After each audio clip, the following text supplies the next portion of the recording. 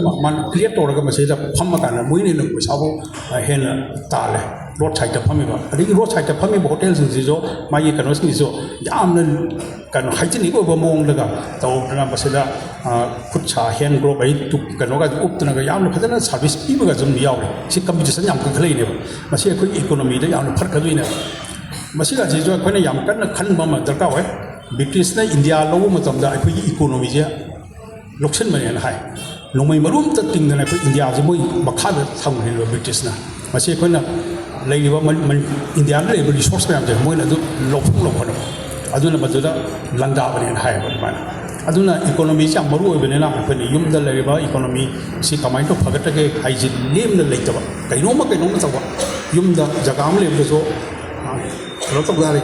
kai ki sang yen lo ni khang amani khangde kaino ma tawa ko paisa je phong na lo khona ba madu ma yam ta ka hoi aduga mi thenga na ba ngamna ba ma pa na tho ka na khoi je ngamna na ba khona ba masi ma yam ta ka hoi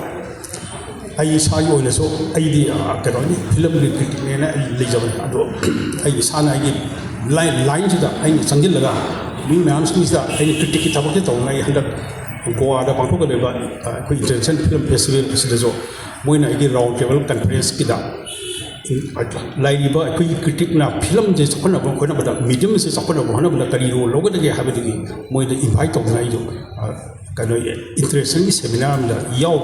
gi ma khulung sa ni phami mase koina ngamna no khona ba koina manipur ge wa ma sira koina khangan no khona ba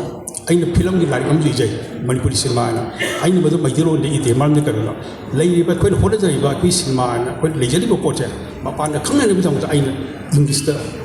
phongdo ga di mi atai khangan no ba ne ko khan da na chmai na to adumana koi gi manipur chi akoi na nuksi ba in hai si akoi manipur gi dam ta akoi na kari ma kharama ai gi leiba ti len tu na ko isai chapna ai gi line da thijan da thijal ma tam lai na afo bi sai ma mayam national level da international level yo na ko na gi ba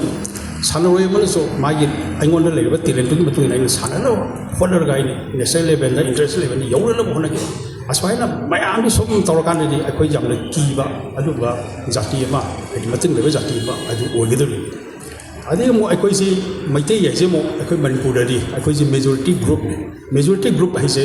akoi yang am sauthuk na majority wa akoi na leina na bi dam ta akoi si mapangan kat mam jita ka wa adu ga leina ba group mayam sin se masi jo akoi stanis na leina ba akoi phone bi ba mo ju chakon na phone bi ba madu ja akoi gi darka wa adu na masi manipur je akoi sab akoi india mini india ne hai india ma sam ta jo india da nangai bu lon ji bo akoi 19,000 gi mathak da lon tongan ba ngalai tongan ba jati mayam lei re aduna masi lei ba sin so yam na lam khri ke mai magi hai bo pot mayam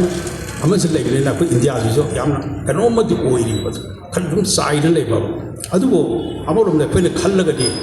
yeng ro ga di akoi jap tu na phajaba akoi gi lekol amani haine ko lo ya tongan ba mayam sali ba aduna tongan ba mayam sali ba lei je phajan sa sa sa adu ko madu apun ba ko leko na ma ko same ji asi ko gi tarka wa manipur gi so ko tongan ba leko na ma lei pur mayam si mai talent mayam lei ni mai culture mayam lei ni ko na khang da ba asi mayam de ko export on no jo na ba asmain to kan ba ko manipur si apun ba manipur hai ba ma ko la kane la khali masi idea se ko lei ba ni apun tarka ho se idea o manipur la to ga ko manipur ka yi adi ka ni ba mi ne sila ga so ma jo ko ni ya ro to aduna bharo sakan so ai ko je khange ai ko jam na karo to ga jati ni ba se photo to ya ba na ti je moi to khal ga ko ji yeng le tang ka ni to ka da ko ma ya kai no to ga to ka ni se moi khang ne adumai ko ji matang le ba jati ni matang le ba jati je hui na matung ta ro ko matang lấy nó bộ phận gì, tổ tổ cái lâm tới cái số cái hiện nó bộ phận gì, phải nó tổ cái đấy phải bảo cái nó mình làm cái này nó khali, aduga anh sẽ xí cái gì đó, cái gì, common service center này mà lấy đi chứ, mà sẽ actually là muốn gọi vậy, cái mấy anh phun phăng gọi rồi, mà sẽ là cái này cái common service center nó pi đi mà sai health cái gì mấy anh phun cháu, yam mà sai tập cái này, sai hùng ra số cái gì đó, chỉ cả cái lâu rồi, xí đó lâu bộ phận rồi đi. aduna sing betul lakna adagi common service center sigi matakta akoi bharo sarkar na kai scheme je kai pakhel ye kai ba wobda madugi information ma ang lache sing thok tana thamaga si gi ministry agriculture ministry ge makha si tawni kai je akoi masana thizana basi si kunde paikal ni ga je adu ju information ama jo se da information ki center ma jo thamaga di mi myam ji su ga te kala gane na kale the music director hoina su lingjin birba RK Birendra ji made hojik na ke mamang da koi si aise karino habe ki matang da koi sugai na takpi ba bishoje thangjam namak asebo adagi ita lingjin bireba koi resource person TIS lanjana na pun paham likai pun buchari masi koi gi maruina koi gi yaskun kendra asda koi gi library ba masi gi look asigi koi gi president koi Haresh Goswami man yamna thawa yamna konadana asmaina koi service center ma common service center ma koi nagai du yam kana ju yam ju mayam ji khang khang da ba gi masi koi na kariumba koi gi Aadhaar card ki oiro adigi amagi koi gi card sabi oro health ki scheme gi leiro mayam si koi na khang da leiro mayam ma koi hi zaman sida portna mafam ama koi na sin basi yam thina kana ba pot amani na khanjai aduga koi Haresh Goswami masama asi koi na jok ngangoi dige koi na hoi dige koi khang da pani koi ai ge ino pa ga jo ma jo ma ji dum hor pa dige dum koi gi mi mayam human service da maina thawai yauna lat pani mani ire pak myam ya pun maina koi ino pa ko pul laga koi so wa organize nam so loi toram adegi ma masaji Delhi da koi tatama wa lamatam so koi Delhi ye Manipuri koi association masala ina khangna ba madu gi so ma general secretary so waram ai di satri si gi mi myam is thabak tongning ba si wakan jal su lak ba adegi masai ya matelen le jaba madu so koi gi civil service changna koi MCS officer senior adu bo waram ba adu sunata ma masaji amuk scholar ne ma history gi lari ama jo phongdra adegi hojik koi gi Myanmar ga koi gi lainer ba mari matang da mongon hang ma tam da yamna detail ma yam loina khangba adumba yamna koi gi lamdam som gi yamna maman yam atang ma bisa ga man koi ne som mayam som bawu na ba wali thulong na kano khangda ba du masaji yam telele ba yam resource lo ba adu bisa ga mani adu mana mi mayam gi seva ji tongni man ji da hai jare azmai government gi service pop tha do ba azum toba adu matang jaba matam jaba phibom do lak jabana mana mi mayam gi service tongning ba si mapung pha do azmai lak na kan ho nei ba do mi sakamani adu bo mana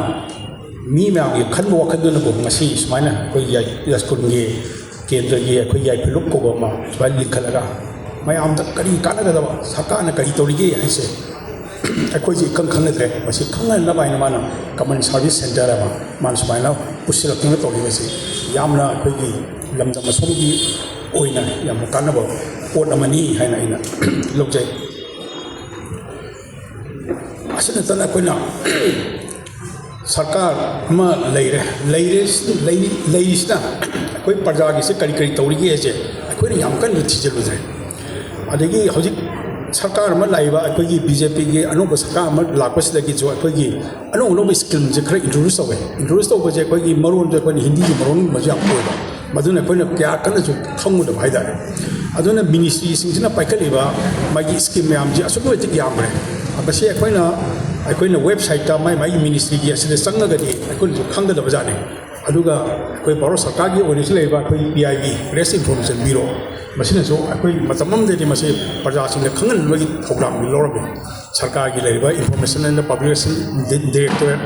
ai samak che department of information publication se tawjara mani masina so sarkar na to khali ba thabuk mayam che akoi parja ni yaring ge khangan ba hona ba se thabuk che taw adu masi gi gap ama sarkar na kari torige adigi parja na kari ke kan ba piri ge se koina khang de ba gap am se koi le maram du ne koina jan kari ba jiban mission ga सिद scheme से पैसा थादरगा यूम जो यूमथों खुदी इसिंग फंगनगनी है तौर पोटे कोना जो प्रजा खंगोबदगी अवेयरनेस लेहोदबदगी करीनो कईनो खंगदबदगी स्कैंडल थोब स्काम थोब गाजी जो अखोना प्रजा थीगत होदबदगी जो तौबने लौजे अदुना अखोना मणिपुर की सी अखोना येंग मतमदा लमदम असोम की मणिपुर की सिसु अखोई मणिपुर की सिसु यामना मराइब थिबा लंबल लम्ममनी हंजो अइना फौजे अखोई जी सही तरे खुंता को जो असुम मतिक वाना अखोई जो पुरा खुंता लाछिदना अखोई जो कोची चेनदना अखोई जो दमाइन ले अदे मो सेकेंड वर्ल्ड वॉर हम लाचले लान सेकेंड वर्ल्ड वॉर अदु जो मयाम जे खाराय खंगे कोची चेनदना अदमाइन ले ꯑꯗꯩ ꯃꯈꯣꯏꯒꯤ ꯁꯨꯝ ꯀꯥꯡꯂꯨꯞꯀꯤ ꯏꯔꯥꯡ ꯍꯥꯏꯕ ꯄꯣꯠ ꯑꯃ ꯂꯥꯛꯇꯅ ꯑꯩꯈꯣꯏ ꯁꯨꯝ ꯃꯌꯥꯝꯁꯦ ꯑꯋꯥꯕ ꯑꯗꯒꯤ ꯀꯥꯡꯕꯨ ꯃꯁꯤꯗ ꯁꯣꯂꯨꯁꯟꯁꯦ ꯄꯣꯔꯛꯇꯗꯅ ꯂꯩꯔꯤ ꯑꯁꯨꯃꯥꯏꯅ ꯐꯤꯕꯝꯁꯤꯗ ꯑꯩꯈꯣꯏꯁꯦ ꯁꯨꯝ ꯂꯥꯛꯄꯅꯤ ꯂꯥꯏ ꯍꯥꯏꯗꯨꯅꯁꯨ ꯑꯩꯈꯣꯏꯁꯦ ꯃꯁꯤ ꯑꯩꯈꯣꯏꯅ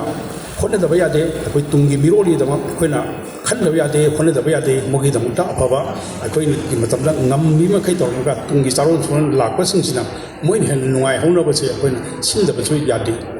ꯑꯗꯨ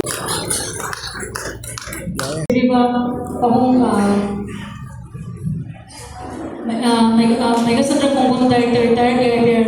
na ako'y isa'y release to ginawa ng isang sarito. Lohe-lohe lang may ako naman so isa'y release to na ng isang sarito.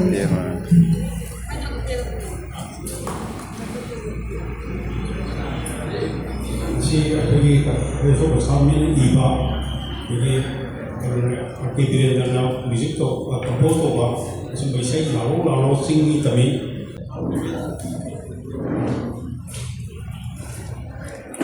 mang dum tas mana pula payar kam tele api robo Koi adudi ma mai du laga ai samakshyo ma paija rage ai sapna anchor sapna umtala please ya ama anidam Dia sokongan dengan jadi bah musik ikai kana curi bah ai namun beli juga kusam na laga kampung curi bah segum laba awareness program amati asapu kalau kerja bah youth sing educated self-employed youth sing na dan kau jadi pun angin sungguh ay pernah kasida nasuti kaya luki maka